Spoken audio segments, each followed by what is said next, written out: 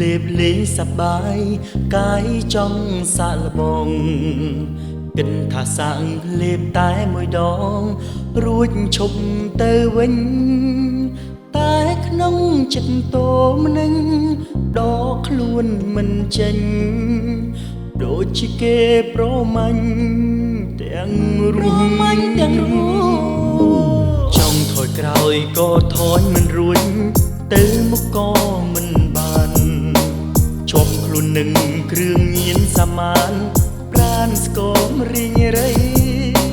ព្រោះនៅគេជាស្ដីជីវិតអបព្រៃ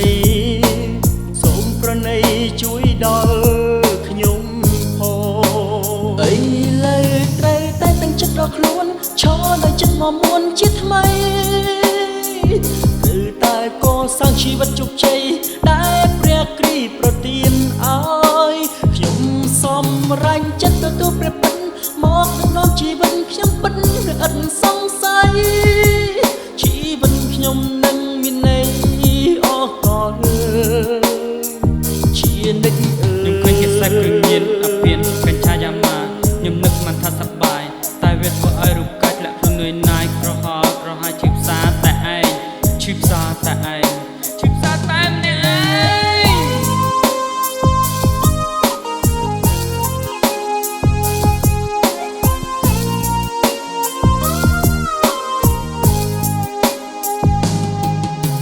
ជាចុងក្រោយសូមផ្ដាំទៅមិត្តកុំប្រព្រឹត្តសងឡើយបើហ៊ានចាក់ជុំលេបលេងហើយថ្ងៃក្រោយវេទនីកុំជឿតាមពួកម៉ាំងនាំទុកក្រមគ្រា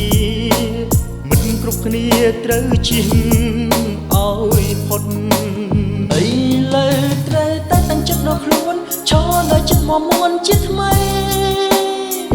ត្រូវតែកសាងជីវិតជោគជ័យដែលព្រះគ្រីស្ទប្រទានឲ្យខ្ញុំសម្រេចចិត្តទទួលព្រះពិតមកដឹកនាំជីវិតខ្ញុំពិតឥតសង្ស័យជីវិតខ្ញុំនឹងមានន័យអរគុណអីលើត្រូវតែតាំងចិត្តដល់ខ្លួនឈរនៅចិត្តមកមុនជាថ្មីតែវាធ្វើឲ្យរូបតែកសាងជីវិតជោគជ័យដែលព្រះគ្រីស្ទប្រទានឲ្យ